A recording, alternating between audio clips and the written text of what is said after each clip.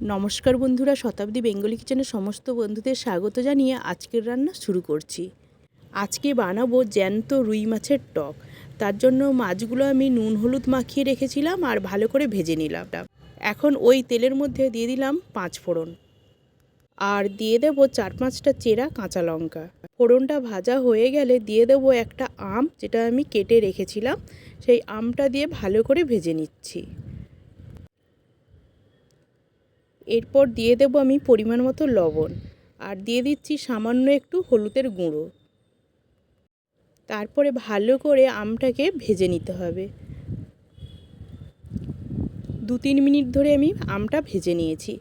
এখন আমি দিয়ে দেবো সর্ষের পেস্ট। এখানে আমি সাদা সর্ষে পেস্ট করে রেখেছিলাম, সেটা আমি ছাঁকনিতে ছেঁকে দিয়ে দিচ্ছি।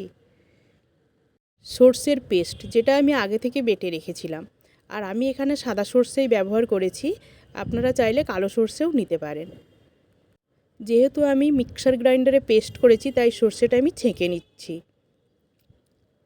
আপনারা চাইলে শিলনোড়াতে ভালো করে বেটেও করতে পারেন। মাছের টক বানানোর জন্য দিয়ে দিয়েছি পরিমাণ মতো জল। এবারে ভালো করে সমস্ত কিছুটাকে ফুটিয়ে নিচ্ছি। বেশ কিছুক্ষণ ফোটানোর পর দিয়ে দিচ্ছি 1 চামচ চিনি। আবারও 5 মিনিট ফোটানোর পর দিয়ে দেবো ভেজে রাখা মাছগুলো।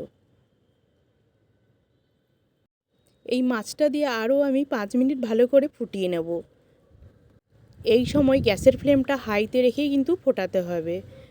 5 মিনিট হয়ে গেছে, এখন আমি গ্যাসের ফ্লেমটা অফ করে দিচ্ছি।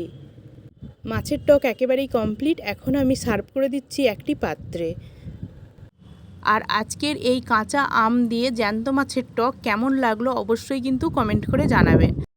আমার রান্না যদি ভালো লেগে থাকে তাহলে অবশ্যই চ্যানেলটি সাবস্ক্রাইব করবেন এবং পাশে থাকা বেল আইকনটা প্রেস করে দেবেন।